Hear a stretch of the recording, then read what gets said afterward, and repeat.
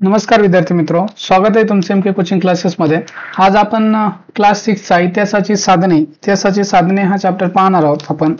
तर याच्या अगोदर आपलं एक लेक्चर झालेला आहे, त्याच्यामध्ये आपण पहिला चॅप्टर बघितलेला आहे। तर हे आपलं सेकंड लेक्चर आहे त्याच्यामध्ये, ठीक आहे। तर ह्या लेक्चर मध्ये आपण इतिहासाची साधने हा चॅप्टर पाहणार आहोत, ठीक आहे। तर इतिहासाची साधने याच्यामध्ये काय पाहणार आहोत आपण? भौतिक साधने, ह्याच्यामध्ये भौतिक साधने, लिखित साधने, मौखिक साधने, प्राचीन भारताच्या इतिहासाची साधने आणि इतिहास लेखनाबाबत घ्यायची काळजी। तर हे सगळे 4-5 पॉइंट काय पाहणार आहोत। करून पहा, हे दिलेले आहे तुम्हाला। तर हे काय त्यांनी सांगितले करून पाहायचे तुम्हाला। तुमच्या घरात असलेल्या आजी आजोबांच्या काळातील वस्तूंची यादी करा। म्हणजे तुमचे जे आजी आजोबा असतील त्यांच्या काळामध्ये जे काही वस्तू होत्या, जसं मातीची भांडे असतील किंवा दुसरे पितळेची भांडे असतील। अगोदर जास्तीत जास्त लोक कशाची भांडे वापरायची? मातीची भांडे वापरायची। का वापरायची? मातीची भांडी वापरायची, आहे का नाही? मातीची भांडी वापरायची। त्याच्यानंतर पितळेची भांडी वापरायची, आहे का नाही? त्याच्यानंतर मातीची एक, पितळेची एक आणि दुसरं काचेची पण वापरायची, काचेची, ठीक आहे। आता सध्या आपण जास्तीत जास्त कशावर भर आहे आपला? प्लास्टिकवर आहे। अगोदरचे लोक प्लास्टिकची भांडी वगैरे वापरायची का? नाही, प्लास्टिकचे प्लेट वगैरे। आता आपण सगळं प्लास्टिकचं वापरायलो, पहिलं प्लास्टिकचं वगैरे नव्हत्या गोष्टी। जास्तीत जास्त आधी कशाची असायची? मातीची, पितळेची आणि काचेची। तर अशा काय ज्या वस्तू असतील तुमच्या घरात असलेल्या आजी आजोबांच्या काळातील वस्तूंची यादी करायची, ठीक आहे। तुमच्या परिसरातील, गावातील एखाद्या जुन्या वस्तूची माहिती गोळा करा। एखादी जुनी वस्तू असेल तुमच्या गावामध्ये किंवा परिसरामध्ये किंवा तुमच्या घरी, तर त्याच्याविषयी माहिती काय करायची? गोळा करायची। आपल्या पूर्वजांनी, पूर्वज म्हणजे माहित आहे, आपले पूर्वज म्हणजे आपले आजोबाचे ते अगोदरचे जे लोक आहेत, आपल्या अगोदरच्या पिढीचे, त्यांना पूर्वज म्हणतो। आपल्या पूर्वजांनी वापरलेल्या अनेक वस्तू आजही अस्तित्वात आहेत। त्यांनी कोरून ठेवलेले विविध लेख आपल्याला सापडलेले आहेत। या साधनांच्या मदतीने आपल्याला इतिहास कळू शकतो। याशिवाय चालीरीती, परंपरा, लोककला, लोकसाहित्य, ऐतिहासिक कागदपत्रे यांच्या आधारे आपल्याला इतिहास कळतो। या सर्वांना इतिहासाची साधने म्हणतात। आपले जे पूर्वज होते, आपले पूर्वजांनी ज्या काही वस्तू वापरत होते त्यापैकी बऱ्याचशा वस्तू आता पण सध्या आहेत, ठीक आहे। त्याच्यावरनं आपल्याला अंदाज येतो की पूर्वी म्हणजे कशा प्रकारची प्रगती होती, लोक कशी होती, कशा प्रकारची भांडे वापरायची वगैरे सगळे। त्याच्यानंतर जे काही त्यांनी काय केलेले आहे, आपल्याला वेगवेगळे म्हणजे साधनं, याशिवाय चालीरीती कशा होत्या, म्हणजे परंपरा काय होत्या, कोणत्या परंपरा होत्या। लोककला म्हणजे कोणते लोक गाणे म्हणायचे, डान्स करायचे किंवा कोणते सण उत्सव साजरे करायचे। लोकसाहित्य, कशा प्रकारचे लोकसाहित्य लिहायचे, म्हणजे कथा लिहायच्या, गोष्टी लिहायचे, कशाविषयी लिहायचे। त्याच्यानंतर ऐतिहासिक कागदपत्रे, एखादा राजा आहे, त्या राजाने किंवा कोणी आहे इतिहासकार, त्यांनी कशा प्रकारचे ऐतिहासिक कागदपत्रे लिहिलेली आहेत, ठेवलेले, जतन केले, यांच्या आधारे, ह्या सगळ्यांच्या आधारे आपल्याला इतिहास कळतो। यांच्या जे काय ह्या सगळ्या गोष्टी बघितल्या तर ह्याच्यावरनं आपल्याला इतिहासामध्ये काय काय घटना घडामोडी झालेल्या आहेत त्या सगळ्या गोष्टीची माहिती मिळते। ह्या सर्वांना आपण इतिहासाची साधने म्हणतो। तर इतिहासाची साधने काय काय? त्या सगळ्या गोष्टी, चालीरीती, परंपरा, प्रथा, लोककला, लोकसाहित्य, ऐतिहासिक कागदपत्रे, ही इतिहासाची साधने। इतिहासाची साधने 3 प्रकारची असतात। इतिहासाची साधने किती प्रकारची आहेत? 3 प्रकारची आहेत। पहिलं आहे भौतिक साधन, दुसरं आहे लिखित साधन आणि मौखिक साधन। तर अशा प्रकारची इतिहासाची साधने किती आहेत? 3 प्रकारची आहेत। त्याच्यानंतर हे जे काही पाहू आले ते पाहून घेऊ। किल्ले, लेणी, स्तूप या वस्तूंना भौतिक साधने म्हणतात। तर याच्यामध्ये हे जी माहिती दिलेली तुम्ही अंडरलाईन करून घ्या। तर किल्ले पहा, याच्यामध्ये कलर दुसरा घेतो मी। किल्ले, लेणी, स्तूप या वस्तूंना हे म्हणतात, या वस्तूंना भौतिक साधने म्हणतात, ठीक आहे। किल्ले, लेणी, स्तूप या वस्तूंना भौतिक साधने म्हणतात। याशिवाय अजून कोणकोणत्या वस्तूंना भौतिक साधने म्हणतात? म्हणजे भौतिक साधने म्हणजे तुम्हाला कळलं असेल, किल्ले पहा, याच्याकडे बघितल्यावर तुम्हाला ह्या गोष्टी कळल्या असेल, किल्ला, लेणी आणि स्तूप। किल्ला कसा असतो? म्हणजे बेसिकली प्रेझेंट असतो। तुम्ही कोणत्या किल्ल्यावर गेला असाल, तुम्हाला किल्ला माहित असेल, तुम्ही कोणत्याही भागात राहत असाल, एखाद्या किल्ल्यावर गेला तर तुम्हाला माहित असेल, किंवा लेणी माहित असेल। ह्या आपल्या वेरूळ अजिंठा ज्या लेणी आहेत, वेरूळ आणि अजिंठा, आहे का नाही? वेरूळ अजिंठा ह्या ज्या लेणी आहेत त्या कुठं आहेत? औरंगाबादला आहेत। आता त्याचं नाव बदललं आहे, छत्रपती संभाजीनगर, ठीक आहे। तर ह्या जागी काय आहेत? त्या लेणी आहेत। त्या लेणी तुम्ही पाहू शकता, खूप छान लेणी आहेत। आणि स्तूप आणि वेगवेगळे स्तूप या वस्तूंना भौतिक, हे स्तूप पण तुम्हाला तिथे भेटतील, तुम्हाला भरपूर सारे वेरूळ अजिंठाचे तिथे गेल्यानंतर। याशिवाय अजून कोणकोणत्या वस्तूंना भौतिक साधने म्हणतात ते तुम्हाला सांगायचंय, सांगता येईल तुम्हाला, त्याच्यात काही अवघड नाही। जसं की तुमचं भौतिक साधनामध्ये तुमचं ताजमहल वगैरे एखादी बिल्डिंग असेल, जुनी पुराणी बिल्डिंग असेल, चारमिनार, ताजमहल वगैरे, लाल किल्ला, ह्या सगळे काय आहेत, भौतिक साधनं आहेत इतिहासाचे. ठीक आहे. त्याच्यानंतर कोणती गुहा असेल वगैरे, केव असेल ते. ठीक आहे. भौतिक साधने आपण पहिल्यांदा बघूया. तर इतिहासाची 3 साधने आहेत, भौतिक साधने, मौखिक साधने आणि लिखित साधने. तर भौतिक साधने आपण पहिल्यांदा बघणार आहेत. भौतिक म्हणजे जे फिजिकली प्रेझेंट आहेत त्याला भौतिक साधने म्हणतो. दैनंदिन जीवनात माणूस विविध प्रकारच्या वस्तू वापरत असतो. पूर्वीच्या माणसाने वापरलेल्या अनेक, पहा आपण वर घेऊ, पूर्वीच्या माणसाने वापरलेल्या अनेक वस्तू आज आपल्याला महत्वाची माहिती पुरवू शकतात. पुरातन वस्तूमधील खापराच्या तुकड्याचे आकार, रंग, नक्षी यावरून ही भांडी कोणत्या काळातील असावी याचा अंदाज बांधता येतो. तर पूर्वीच्या मी तुम्हाला सांगितलं, खापराची म्हणजे मातीची, खापराच्या तुकड्याचे. ठीक आहे. खापर म्हणजे मातीचे तुकडे, त्याला माती म्हणजे जे काही खापर म्हणतो आपण त्याला, आहे का नाही, मातीचे भांडे असते, फुटल्यानंतर ते वरला असते किंवा वरला भाग असतो त्याला मातीच्या भांड्याचा, त्याला खापर म्हणतो. म्हणजे जे काही आहे का ना वस्तू आज आपल्याला महत्वाची माहिती पुरवू शकतात. पुरातन वस्तूमधील खापराच्या तुकड्याचे आकार म्हणजे कशा प्रकारचं खापर आहे, म्हणजे मातीचं भांड कसं आहे, त्याचा आकार कसा आहे, रंग कसा आहे, त्याच्यावर नक्षीकाम केलेलं आहे का, वेगवेगळे नक्षीकाम म्हणजे डिझाईन वगैरे केलेली आहे का, यावरून ही भांडी कोणत्या काळातील असावी याचा आपल्याला अंदाज काय करतो, बांधता येतो. दागदागिने आणि इतर वस्तूवरून मानवी समाजाच्या परस्पर संबंधाची माहिती मिळते. तर वेगवेगळे लोक अगोदर, आता पण आपण दागदागिने वापरत असतो, तर दागदागिने आणि इतर वस्तूवरून मानवी समाजाच्या परस्पर संबंधाची माहिती मिळते. धान्य, फळांच्या बिया आणि प्राण्यांची हाडे यावरून आहाराची माहिती मिळते. म्हणजे कोण कशा प्रकारचं जेवण करत होतं, खात होतं, ते कशावरनं कळते, धान्य. म्हणजे आता धान्य जर भेटले एखाद्या जागी, ठीक आहे, तर ते कशा प्रकारचे धान्य खात होते. फळांचे, आपण फळं खाल्ल्याच्या नंतर फळांच्या बिया टाकून देतो आणि त्या तशाच राहतात. आणि त्याच्यानंतर प्राण्यांची हाडे वगैरे, म्हणजे हे कशा प्रकारचं जेवण वगैरे करत होते अगोदरची माणसं वगैरे, त्यावरून आपल्याला कळून येते. त्याच्यानंतर पुढे पहा, वेगवेगळ्या काळात माणसाने बांधलेल्या घरांचे आणि इमारतीचे अवशेष सापडतात. वेगवेगळ्या काळात माणसाने बांधलेल्या घरांचे आणि इमारतीचे अवशेष सापडतात. तर इमारती, घरं वगैरे वेगवेगळ्या काळामध्ये वेगवेगळे होते. तुम्हाला सगळ्यांना माहिती आहे, अगोदर लोक काय करायचे, अगोदर जंगलात राहायचे, झाडावर राहायचे, कुठे राहायचे, नंतर ते एका जागी जिथं पाण्याचा सोर्स आहे, पाणी तलाव आहे, नदी आहे, तिथं राहायचे, एक छोटीशी झोपडी वगैरे बांधायची, तसं राहायचं. त्याच्यानंतर जर असे चांगलं मातीचं घर बांधायला सुरू केले. आता त्याच्यानंतर आपण स्लॅबची घरं वगैरे बांधत आहोत. ठीक आहे. याशिवाय नाणी, मुद्राही सापडतात. या सर्वांच्या साहाय्याने मानवी व्यवहाराची माहिती होते. याशिवाय आपल्याला मानवी काय, नाणी, वेगवेगळे नाणी असतील किंवा एखाद्या मुद्रा असतील, त्या पण आपल्याला सापडतात. या सर्वांच्या साहाय्याने मानवी व्यवहारांची माहिती मिळते. या सर्व वस्तू आणि वास्तू म्हणजे जे काही घरं वगैरे आहेत, किल्ले आहेत, त्यांना वास्तू म्हणतो, किंवा त्यांचे अवशेष यांना इतिहासाची भौतिक साधने म्हणतात. यांना काय म्हणतो आपण, इतिहासाची भौतिक साधने म्हणतो. तर भौतिक साधने कळलं असेल तुम्हाला, जे फिजिकली प्रेझेंट आहेत, म्हणजे कॉइन्स असतील तुमचे, हे कॉइन्स सुद्धा भौतिक साधनाचे प्रकार आहे. त्याच्यानंतर हे माहित आहे का तुम्हाला, हे पाहूया आपण. काय आहे, धान्याचे कण फार काळ टिकत नाहीत, त्यांना कीड लागते, त्यांचा भुगा होतो. जर धान्य तुम्ही जर ज्वारी, बाजरी वगैरे, गहू काय जर ठेवलं किंवा तांदूळ वगैरे ठेवलं, तर ते फार काळ टिकत नाही. त्याच्यामध्ये काय होते, भुगा होतो, म्हणजे पीठ होते. त्याचं काय होते, पीठ होताना तुम्हाला बघितलं असेल. ठीक. प्राचीन काळी धान्याचे पीठ करण्याआधी, म्हणजे पीठ करण्याच्या अगोदर, प्राचीन काळी काय करायचे, अगोदर आपल्या आता जसं पिठाच्या गिरण्या आहेत तशा गिरण्या नव्हत्या, तर जात्यावर ते काय करायचे, दळायचे.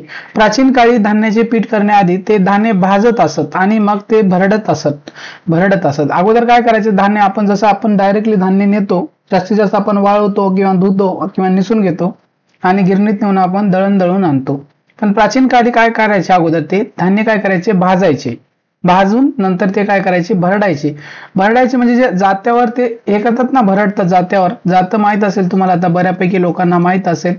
तर अशा प्रकारचं जातं असते, तर त्या जात्यावर भरडायचे. ते म्हणजे भरडायचे म्हणजे पीठ करायचे. धान्य भाजताना त्याचे काही कण अधिक भाजले गेले किंवा जळले तर ते टाकून दिले जात. असे जळके कण वर्षानुवर्षे टिकून राहतात, ते उत्खननात सापडतात. त्याची प्रयोगशाळेत तपासणी केली असता ते कोणत्या धान्याचे कण आहेत हे ओळखू येते. अगोदर अशा प्रकारचे धान्य काय करायचे, मग ते जाळायचे, म्हणजे काय करायचे, धान्य काय करायचे, भाजून घ्यायचे. जाळावर काय करायचे, भाजून घ्यायचे, नंतर भरडून घ्यायचे. परंतु कधी कधी चुकून काय होते, जाळ वगैरे जास्त लागला किंवा एखाद्या वेळेस लक्ष नाही, तर ते धान्य काय होते, जास्त जळलं, तर आता ते जळलेलं धान्य काय करपून जाते आणि आपल्याला चव लागत नाही, मग ते फेकून दिलं जायचं.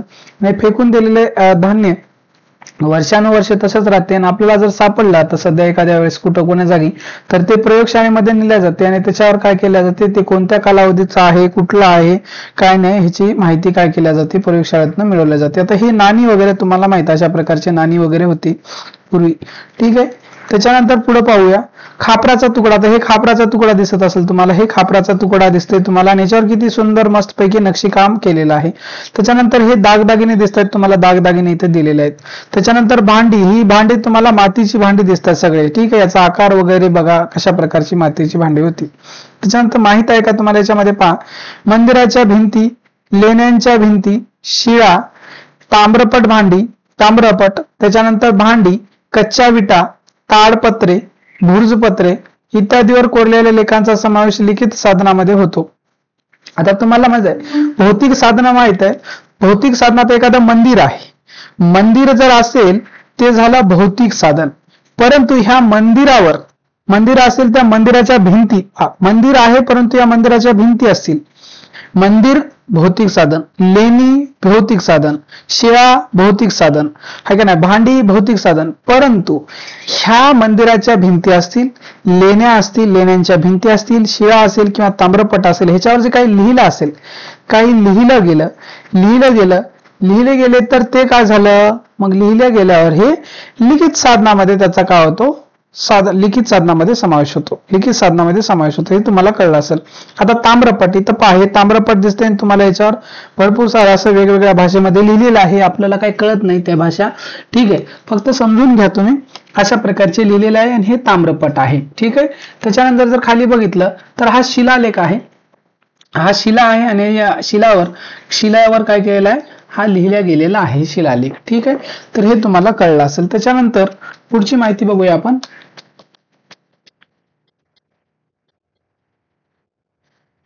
लिखित साधने. आता तुम्हाला लिखित साधने बघायचे. 2 नंबरला आपल्याला काय बघायचं तर लिखित साधने बघायचं आहे. काय बघायचं आहे लिखित साधने बघायचं आहे.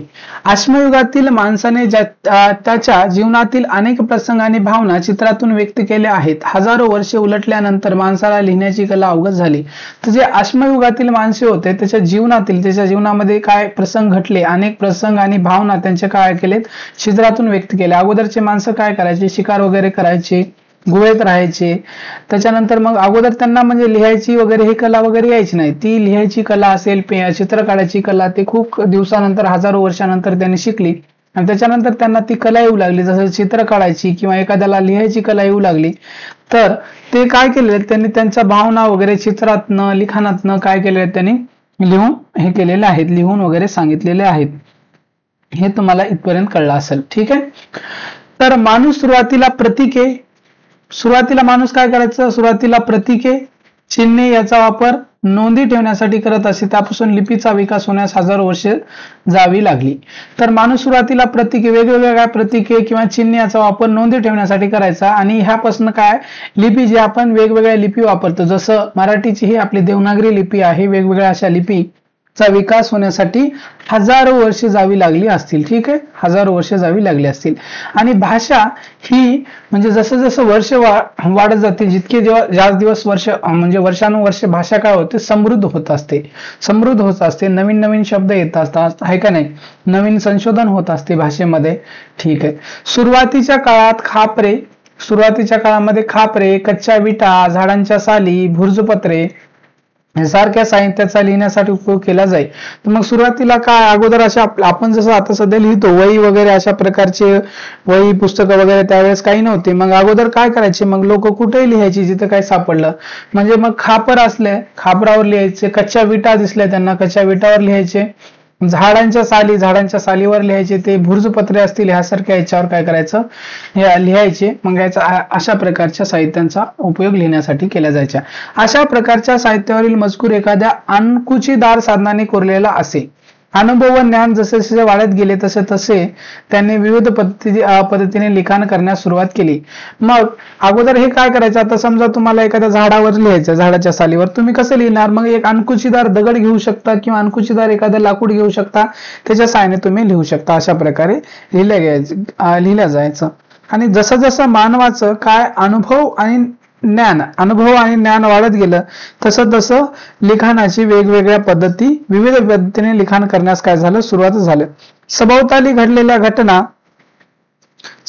घडलेल्या घटना, दरबारी कामकाजाचे वृत्तांत इत्यादी माहिती लिहून ठेवण्याची पद्धत सुरू झाली. मग आता काय काय लिहायचे लोक, मग सभोवताली काय ज्या घटना घडामोडी व्हायच्या त्या घटना घडामोडी, किंवा एखादा राजा आहे, राजाच्या दरबारामध्ये काही झाल्या गोष्टी तर त्या गोष्टी लिहिणे, किंवा युद्ध वगैरे अशा प्रकारच्या गोष्टी ते लिहायला लागले. अनेक राजांनी आपल्या आज्ञा, निवाडे, दानपत्रे दगडावर किंवा तांब्याच्या पत्र्यावर कोरून ठेवली आहेत. तर अनेक राजे आहेत, त्यांनी एखादं युद्ध केलं, त्यांनी एखादी सजा सुनावली किंवा एखादा न्यायाचा निवाडा केला, तर त्यांनी तांब्याच्या पत्रावर किंवा दानपत्रे किंवा दगडावर वगैरे त्यांनी काय केले, लिहून ठेवायला लावलेले आहेत. कालांतराने वाङ्मयाचे, ह्याला काय वाचायचं, वाङ्मय वाचायचं, वाङ्मय वाचायचं नाही. कालांतराने वाङ्मयाचे अनेक प्रकार निर्माण झाले. धार्मिक, सामाजिक स्वरूपाचे ग्रंथ, नाटके, काव्ये, प्रवास वर्णने तसेच शास्त्रीय विषयावरील लेखन झाले. कालांतराने काय झाले, धार्मिक सामाजिक स्वरूपाचे ग्रंथ येऊ लागले, त्याच्यानंतर नाटकं येऊ लागले, वेगवेगळे काव्य येऊ लागले. प्रवास वर्णन म्हणजे एखादा व्यक्ती प्रवास केला तर त्याचं जो काही प्रवासामध्ये अडी अडचणी आल्या, कशा प्रकारे प्रवास केला तो लिहिलं, त्याला आपण म्हणतो प्रवास वर्णन म्हणतो. हे तुम्हाला कळालं असेल. म्हणजे अशा प्रकारचं साहित्य निर्माण झाले. या साहित्यातून त्या काळाचा इतिहास समजण्यास मदत होते. या सर्व साहित्याला इतिहासाची लिखित साधने असे म्हणतात. तर हे जे काही सर्व साधने आहेत, हाय का नाही, म्हणजे ताम्रपट असेल किंवा शिलालेख असेल, हाय का नाही, त्याच्यानंतर जे काही झाडाच्या साली आहे त्याच्यावर लिहिले असेल किंवा नाण्यावर लिहिले असेल, तर किंवा भिंतीवर लिहिले असेल मंदिराच्या, ही इतिहासाची काय आहे, लिखित साधने आहेत. त्याच्यानंतर माहित आहे का तुम्हाला, हे पाहू. आता हे भुर्ज वृक्ष दिसते, भुर्जपत्रे, भुर्ज वर्षापासून भुर्जपत्रे बनवले. भुर्जपत्र हे भुर्ज वृक्षाच्या सालीपासून बनवले जाते. भुर्ज वृक्ष काश्मीरमध्ये आढळतात. तर हा जो भुर्ज वृक्ष आहे, भुर्ज वृक्ष, तर हा भुर्ज वृक्ष कुठं आढळतो, तर काश्मीरमध्ये आढळतो. हे लक्षात ठेवा. भुर्ज वृक्ष कुठं आढळतो, काश्मीरमध्ये. आणि या भुर्ज वृक्षाची जी काय साल आहे, सालीपासून भुर्जपत्रे बनवायचं, अशा प्रकारचं हा भुर्ज वृक्ष आहे. ह्या भुर्ज वृक्षाची हे झाडाची ही साल आहे, हे झाडाचं खोड आहे, आणि खोडाची साल काढणार आणि याच्यापासून भुर्जपत्र बनवणार, आणि ह्याच्यावर अशा प्रकारचं लिखाण केलेलं आहे. दिसते तुम्हाला अशा प्रकारचं भुर्ज वृक्षाच्या झाडाच्या सालीपासून काय करायचं, भुर्जपत्र बनवायचं आणि त्याच्यावर लिखाण केल्या गेलेलं आहे. तर इथपर्यंत कळलं असेल. त्याच्यानंतर करून पहा. हे पहा, तुम्हाला करून पाहायचं काय सांगितले, तुमच्या परिसरातील गावातील वस्तू संग्रहालयाला भेट द्या, तिथे कोणत्या कोणत्या वस्तू आहेत त्यावर निबंध लिहा. तुमच्या जे काही परिसरात किंवा गावात कुठं जर वस्तू संग्रहालय असेल, वस्तू संग्रहालय म्हणजे तिथं वस्तू, पुरातन वस्तू वगैरे ठेवलेल्या असतात, त्याला वस्तू संग्रहालय म्हणतो. ते असेल तर त्याला भेट द्यायचं आहे आणि कोणकोणत्या वस्तू आहेत ते बघायचं आणि त्याच्यावर निबंध लिहायचं. जात्यावरच्या गाण्यांचा संग्रह करा. जात्यावरच्या गाण्यात अगोदर काय करायचे लोक, मी तुम्हाला सांगितले अगोदर, आता जशा गिरण्या आहेत तशा गिरण्या वगैरे नव्हत्या पीठ दळण्यासाठी. मग लोक काय करायचं, पीठ दळण्यासाठी जात्याचा वापर करायचं, आणि मग जात्याचा वापर तर करायचे, आणि मग त्यांना टाइमपास वगैरे, वेळ जावा वगैरे, त्यांना बोर वाटू नये म्हणून ते जात्यावर काय करायचे, गाणी म्हणायचे. जात्यावर वेगवेगळ्या, त्याला ओव्या म्हणायच्या, जात्यावरच्या ओवी इथं दिलेल्या आहेत, पहा इथं ओवी दिलेल्या आहे, ओव्या म्हणायच्या. तर त्याचा तुम्हाला संग्रह करायचा. विविध लोकगीते मिळवा, त्यापैकी एक लोकगीत शाळेच्या सांस्कृतिक कार्यक्रमात सादर करा. जे काही वेगवेगळे लोकगीत राहतात ती लोकगीत मिळवायचे, आणि त्याच्यापैकी तुम्हाला जे काही लोकगीत आवडलं तर त्याचं काय करायचं, तुमचं जे काही शाळेतला सांस्कृतिक कार्यक्रम राहतो कोणता, त्या सांस्कृतिक कार्यक्रमामध्ये ते लोकगीत सादर करायचं आहे तुम्हाला. त्याच्यानंतर आता तिसरं आहे तुमचं मौखिक साधन. आपण आतापर्यंत 2 साधनं बघितलेलं आहे. भौतिक साधन बघितलेलं आहे. काय भौतिक साधन बघितलेलं आहे, भौतिक साधन म्हणजे काय, जे काय आहे फिजिकल फॉर्म मध्ये आहे, जसं मंदिर असेल तुमचा, त्याच्यानंतर भौतिक साधन मंदिर असेल, तुमच्या शिला असेल, त्याच्यानंतर तुमचा काय ताजमहल किंवा किल्ला असेल, लेणी असेल, हे भौतिक साधन. आणि त्याच्यावर काही जर एखाद्या, म्हणजे समजा मंदिराच्या भिंतीवर काही लिहिलं असेल, नाण्यावर काही लिहिलं असेल, सालीवर झाडाच्या काही लिहिलं असेल, किंवा एखाद्या भांड्यावर लिहिलं असेल, तर ते लिखित साधने झाले. ठीक आहे. त्याच्यानंतर मौखिक, किंवा एखादं पुस्तक लिहिलं असेल तर ते पण लिखित साधन. त्याच्यानंतर तिसरं आहे मौखिक साधने. ओव्या, लोकगीते, लोककथा यासारखे साहित्य लिहून ठेवलेले नसते, त्यांचा कर्ता अज्ञात असतो, ते पिढ्यानपिढ्या जतन झालेले असते, अशा साहित्याला मौखिक परंपरेने जतन झालेले साहित्य असे म्हणतात. आता भरपूर साऱ्या गोष्टी असतील, तुम्ही जात्यावर जे काय ओव्या म्हणतात, किंवा एखादं लोकगीत राहते, जे लोक गावाकडे वगैरे म्हणतात, किंवा लोककथा असतात, एखाद्या कथा म्हणजे गोष्टी वगैरे सांगतात, ती कुठं तुम्हाला लिखित प्रमाणामध्ये दिसत नाही. आणि त्याचा जो काही करता म्हणजे ज्याने लिहिलेलं वगैरे आहे तो अज्ञात असतो, कोण लिहिले माहित नसते, फक्त एका पिढीकडून दुसऱ्या पिढीकडे. आता जसं की तुम्ही आहात तर तुम्हाला आजी वगैरे तुम्हाला एखादी गोष्ट सांगते, तर त्यांनाही ती गोष्ट कोणीतरी सांगलीच असणार आहे, त्यांनाही म्हणजे अशा गोष्टी सांगत सांगत जातात आणि ते पिढ्यानपिढ्या एकाकडनं दुसऱ्याकडे, दुसऱ्याकडनं तिसऱ्याकडे, तिसऱ्याकडनं चौथ्याकडे असं जाते.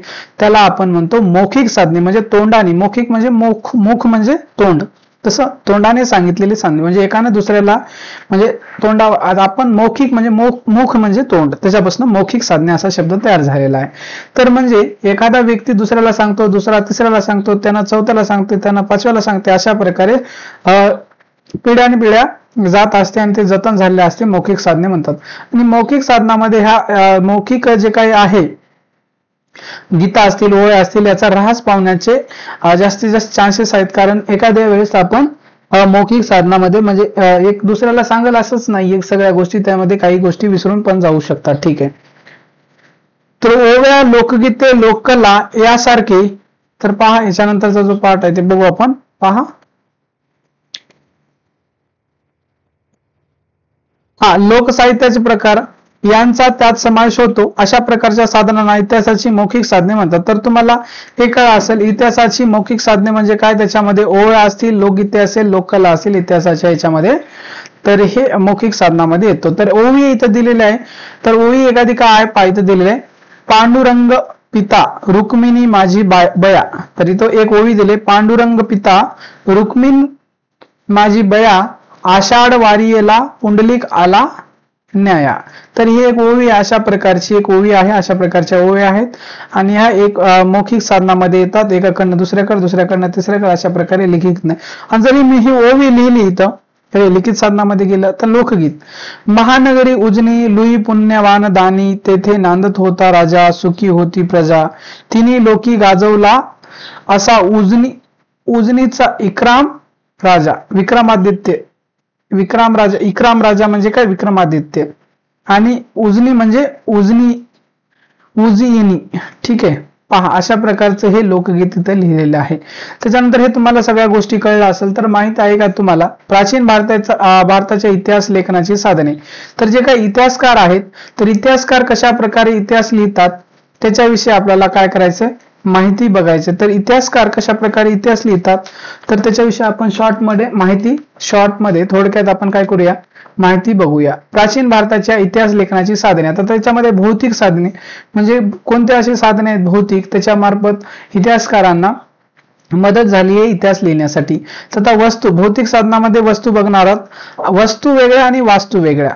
ठीक आहे. वस्तूमध्ये गुहाचित्रे, गुहेमध्ये जर चित्र काढलं त्याला गुहाचित्रे, मातीची भांडी, मातीचे शिल्पे, मणी, रत्ने, दागदागिने, दगडी शिल्पे, धातूच्या वस्तू, नाणी, शस्त्रे, हे झाले तुमच्या वस्तूमध्ये आलेले भौतिक साधनामध्ये. आणि त्याच्यामध्ये वास्तू म्हणजे काय, जे घर वगैरे आहेत का नाही, वास्तू तुम्हाला सगळ्यांना माहिती आहे शब्द, म्हणजे गुहा असेल, घरे असेल, गुहा वास्तू, आणि गुहेमध्ये चित्र गुहाचित्रे, घरे, स्तूप, लेणी, मंदिरे, चर्च, मस्जिद, स्तंभ, तर हे वास्तू झाले भौतिक साधनामध्ये, कळलं असेल तुम्हाला. त्याच्यानंतर आता लिखित साधने. लिखित काय काय लिहिलेलं आहे, हडप्पा लिपीतील लेख, वैदिक साहित्य, मेसोपोटामियातील इस्टिका लेख, महाभारत, रामायण यांच्या हस्तलिखित पोथ्या. महाभारत, रामायण लिहिलेले तुम्हाला माहित आहे, फार पूर्वी लिहिलेलं आहे, हस्तलिखित पोथ्या. जैन किंवा बौद्ध धर्माविषयी साहित्य, ग्रीक इतिहासकार आणि प्रवाशांचे लेखन, ग्रीक इतिहासकार आणि जे प्रवासी आहेत त्यांचे लेखन, चीनी प्रवाशाचे प्रवास वर्णन, भरपूर सारे चीनी प्रवासी आपल्या देशामध्ये भेट केले त्यांचं लेखन, व्याकरण ग्रंथ, पुराण ग्रंथ, कोरीव लेख, हे तुमचं काय आहे, सगळं लिखित साधनाचा प्रकार आहे, लिखित कळलं असेल. त्याच्यानंतर लास्ट मौखिक साधना. तुम्हाला माहित आहे प्राचीन भारतातील मौखिक परंपरेने जपलेली वैदिक, बौद्ध आणि जैन साहित्य आता लिखित स्वरूपात उपलब्ध आहेत. अगोदर हे काय होतं, मौखिक साधनं होतं, परंतु याचा ऱ्हास होऊन चाललेला लक्षात आलंय. त्यामुळे वेगवेगळ्या लोकांनी काय केलेलं, ह्याला लिखित स्वरूपामध्ये लिहिले. म्हणजे जैन असेल, बौद्ध असेल किंवा वैदिक कथा असतील, वैदिक गोष्टी असतील किंवा बौद्ध पंचतंत्रामधल्या कहाण्या असतील किंवा जैन साहित्य असेल, आता हे मौखिक साधन होतं पण आता लिखित स्वरूपामध्ये लिहिल्यामुळे लिखित साहित्य झालेलं आहे. त्याचे रूपांतर आता लिखित स्वरूपात झाले असले तरी त्यांची पठणाची परंपरा अजूनही सुरू आहे. मौखिक स्वरूपातील त्या साहित्याचा उपयोग जेव्हा इतिहास लेखनासाठी केला जातो तेव्हा त्याचा समावेश मौखिक साधनात होतो. आता हे जरी लिहिलं असेल परंतु लोक अगोदर म्हणजे एकाकडनं दुसऱ्याकडनं तिसऱ्याकडे जसं गेलेलं आहे, लोकांकडनं ट्रान्सफर झालेलं आहे, त्याच्यामुळे त्याचा मौखिक साधनामध्ये काय केला जातो, समावेश केला जातो. त्याच्यानंतर पुढे पाहता प्राचीन भारताच्या इतिहासाची साधने. प्राचीन भारताच्या इतिहासाची साधने काय आहेत आपल्याला पाहायचं. अश्मयुगीन काळापासून इसवी सनाच्या 8व्या शतकापर्यंतचा कालखंड हा भारताच्या इतिहासाचा प्राचीन कालखंड मानला जातो. तर हे काय महत्वाचं आहे, अश्मयुगीन काळापासून इसवी सनाच्या 8व्या शतकापर्यंतचा कालखंड आहे. इसवी सनाच्या 8व्या शतकाच्या कालखंडापर्यंतचा जो काय भाग आहे त्याला हा भारताच्या इतिहासाचा प्राचीन कालखंड मानला जातो. तर भारताचा प्राचीन इतिहास कुठपर्यंत, तर अश्मयुगाच्या काळापासून ते इसवी सनाच्या 8व्या शतकापर्यंत तो प्राचीन इतिहास मानला जातो. पहा, इथपर्यंत माहिती लक्षात आली असं.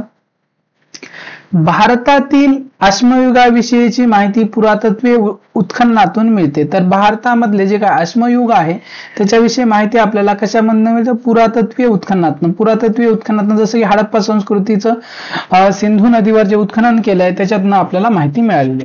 त्या काळात लिपीचा विकास झाला नव्हता. इसवी सन पूर्व 1500 पासूनच्या प्राचीन इतिहासाविषयीची माहिती वेद वाङ्मयात मिळते. तर त्या काळी फार पूर्वी अश्मयुगामध्ये लिपीचा वगैरे तेवढ्या प्रमाणामध्ये वापर झालेला नव्हता लोकांना, म्हणजे त्यामुळे लिहिता वगैरे वाचता येत नव्हतं. ठीक आहे, पुढे पहा. सुरुवातीस वेद हे लिखित नव्हते. सुरुवातीला हे वेद जे आहेत ते लिखित नव्हते. ते मुखोद्गत करण्याचे तंत्र प्राचीन भारतीयांनी विकसित केले होते. सुरुवातीला जे काही वेद होते, वेद वगैरे लिखित स्वरूपात नव्हते. मग कशा प्रकारे एकाकडनं दुसऱ्याकडे जायचे, मुखोद्गत म्हणजे मौखिक साधनाद्वारे, म्हणजे एक दुसऱ्याला सांगायचं. दुसरं म्हणजे अगोदरच्या ज्या शाळा होत्या, आता जशा तुमच्या शाळा आहेत, अगोदर पण शाळा होत्या, त्या शाळा अगोदरच्या कुठेतरी झाडाखाली कुठेतरी भरायच्या. तुमच्यासारख्या बिल्डिंग वगैरे सगळं नव्हतं त्यांच्याकडं. झाडाखाली शाळा भरायच्या आणि त्यांच्याकडे काय अशी पाटी पुस्तक तुमच्या वह्या वगैरे असं काही नसायचं. ते असं रिकामा शाळेत जायचे, शिक्षक यायचे, बसायचे आणि त्यांच्याकडनं श्लोक असतील किंवा एखादं लोकगीत असतील किंवा सगळ्या गोष्टी ते काय करून घ्यायचे, पाठ करून घ्यायचे, स्वतः तोंडानं सांगायचे. ठीक आहे, तर त्यांच्याकडे असं तुमच्यासारखं काही वही पुस्तक वगैरे अशा प्रकारचं काहीही नव्हतं. कालांतराने वेदाचे लेखन झाले. मग हे वेद वगैरे तोंडी सांगल्या जायचे, एकानं दुसऱ्यानं तिसऱ्याला. परंतु कालांतराने काय केलं, जेव्हा लिपीचा हे झालं, लिपी अवगत झाली, लिहायला सुरू केले लोक, तेव्हा हे काय झालं, कालांतराने वेदाचे लेखन झाले. वेद वाङ्मय व त्यानंतर लिहिले गेलेले साहित्य प्राचीन भारतीय इतिहासाचे एक महत्वाचे साधन आहे. वेद वाङ्मय व त्यानंतर लिहिलेले जे काही प्राचीन साहित्य आहे, तर हे प्राचीन इतिहासाचे एक महत्वाचे काय आहे, साधन आहे. यामध्ये ब्राह्मण कथा, यामध्ये काय काय येते, ब्राह्मण कथा असेल, ब्राह्मण ग्रंथ, उपनिषदे, आरण्यके, रामायण व महाभारत ही महाकाव्ये. रामायण व महाभारत हे काय महाकाव्य. जैन व बौद्ध ग्रंथ, नाटके, काव्ये, शिलालेख, स्तंभालेख, परकीय प्रवाशांची प्रवास वर्णन इत्यादींचा समावेश होतो. तर त्याच्यामध्ये काय काय होतं, तर ह्या सगळ्या गोष्टी लिहिल्या गेलेल्या आहेत, जे वर दाखवलेल्या आहेत. ठीक आहे, त्याचप्रमाणे पुरातत्वीय उत्खननात सापडलेल्या वस्तू, पुरातन वास्तू, नाणी अशा अनेक भौतिक साधनांच्या मदतीने आपल्याला प्राचीन भारताचा इतिहास समजतो. तर ह्या सगळ्या गोष्टीमधनं म्हणजे हे जेवढ्या काही इथं दाखवलेल्या आहेत, ब्राह्मण ग्रंथ, उपनिषदे, आरण्यके, रामायण, महाभारत, जैन बौद्ध ग्रंथ, नाटक, काव्य, शिलालेख, ठीक आहे, नाणी, पुरातन वस्तू आणि वास्तू, ह्या सगळ्या गोष्टींमधने प्राचीन भारताचा इतिहास समजण्यासाठी आपल्याला काय होते, मदत होते. इथपर्यंत तुम्हाला समजलं असेल. त्याच्यानंतर पुढे पहा, इतिहास लेखनाबाबत घ्यावायची काळजी. इतिहास लेखन करताना एखाद्याला इतिहासकार झाला आता तुम्ही पुढे भविष्यात, तर इतिहास लिहिताना तुम्ही काय काय काळजी घ्यायला पाहिजे इतिहास लिहिताना, त्याच्याविषयी त्यांनी दिलेले. इतिहासाच्या साधनाचा वापर करताना काळजी घ्यावी लागते. एखादा लिखित पुरावा केवळ जुना आहे म्हणून तो विश्वासार्ह असेलच असे नाही. तो मजकूर कोणी लिहिला, काय लिहिला, केव्हा लिहिला याची छाननी करावी लागते. आता इतिहास लिहायचा म्हणजे एखादा पुरावा तुम्हाला सापडला, ठीक आहे, एखाद्या गोष्टीविषयी तुम्हाला माहिती सापडली, आणि तुम्ही म्हणले की हा पुराणा काय हा जो काही मजकूर आहे, जी काही गोष्टी लिखित पुरावा जो आहे तो पुराणा आहे आणि महत्वाचा आहे असं होत नाही. म्हणजे तो कोणी लिहिला, म्हणजे त्याची विश्वासार्ह का आहे, विश्वासार्ह का आहे, म्हणजे तो विश्वास त्याच्यावर ठेवू शकतो का, जो काही पुरावा आहे तो जुना आहे म्हणून चालतो का नाही, तर तो विश्वास ठेवण्यासारखा आहे. तो कोणी लिहिलेला आहे, तो महत्वाची गोष्ट आहे. कोणी लिहिला, त्याच्या मागे लिहिण्याचा उद्देश का होता आणि केव्हा लिहिलेला आहे हे महत्वाचं आहे. ह्याची छाननी करावी लागते. विश्वासार्ह ठरलेल्या विविध साधनांच्या आधारे काढलेला निष्कर्ष एकमेकाशी पडताळून पाहावे लागतात. म्हणजे विश्वासार्ह जर वाटला आणि त्याचा वेगवेगळ्या विविध साधनांच्या दुसरी जी साधने आहेत त्यांच्या आधारे काढलेला निष्कर्ष एकमेकाशी पडताळून पाहावे लागतात. इतिहास लेखनात अशा चिकित्साला फार महत्व आहे. तर ठीक आहे, इतिहास आपण कधी लिहितो, अगोदर इतिहास लिहिणं. समजा आता सध्या सगळ्या गोष्टी आपल्याला लिहून ठेवतो, सगळ्या गोष्टी साधनं वगैरे माहिती आहे आपल्याला. एखाद्या विषयी माहिती जर मिळवायची असेल कोणाविषयी, आहे का नाही, तर आपण इझिली माहिती मिळवू शकतो, बरोबर आहे का नाही. परंतु पहिलं लिपी, परंतु फार आहे का नाही 1000, 2000 वर्ष, 4000 वर्षापूर्वीची जर माहिती मिळवायची असेल आपल्याला, तेव्हा अशा प्रकारची लिपी वगैरे जास्त प्रमाणामध्ये अवगत झालेली नव्हती. लोक त्यावेळेस सुशिक्षित नव्हते, लोकांना जास्त शिक्षण वगैरे घेत नव्हते, काही येत नव्हतं, लिहिता वाचता येत नव्हतं. त्याच्यामुळे जास्त लोक लिहून ठेवायचे नाहीत, त्यामुळे बऱ्याचशा गोष्टी ऱ्हास होऊन गेल्या, नष्ट होऊन गेल्या. तर त्याच्याविषयी जर आपल्याला इतिहास लिहायचा असेल तर भरपूर साऱ्या ह्या गोष्टीची काय करावं लागते, काळजी घ्यावी लागते. एखादा जर सोर्स सापडला आपला, तर तो कोणी लिहिला, कसा लिहिला, काय लिहिला, ह्या गोष्टीची आपण पडताळणी केली पाहिजे. आता काय कराल हे तुम्हाला माहित. तुम्हाला एक जुने नाणे सापडले, तुम्हाला जर एखादं जुनं नाणं सापडलं तर तुम्ही काय कराल, स्वतःजवळ ठेवाल, पालकांना द्याल, वस्तू संग्रहालयात जमा कराल. तर तुम्हाला एखादं जुनं नाणं आहे, ठीक आहे, नाणं जर सापडलं, तुम्हाला जुने नाणे जर सापडले तर तुम्ही काय कराल, स्वतःजवळ ठेवाल, पालकांना द्याल किंवा वस्तू संग्रहालयात जमा कराल. तर तुम्ही काय करायचं, वस्तू संग्रहालयात काय करा, जमा करा. कारण वस्तू संग्रहालयात जमा करा तर ते दुसरे फार लोक येऊन पाहतील, दुसरे पण लोक येऊन पाहतील आणि त्याच्यावर जर काही महत्वाची माहिती असेल तर आपल्याला इतिहास लिहिण्यासाठी सगळ्या गोष्टीसाठी काय होते, मदत होते. तर अशा प्रकारे तुमचा हा चॅप्टर काय झालेला आहे, संपलेला आहे. आणि हा तुमचा एकदम सोपा सिंपल चॅप्टर होता. काही याच्यामध्ये जास्त हा काही अवघड चॅप्टर वगैरे काही असा वाटत नाही मला. तर हा सगळ्यांना समजला असेल मी आशा करतो. तुम्ही जर चॅनलवर नवीन असाल तर चॅनलला काय करा, सबस्क्राईब करा आणि हे चॅनल तुमच्या मित्रमैत्रिणींपर्यंत काय जरूर शेअर करा. ठीक आहे, थँक्यू.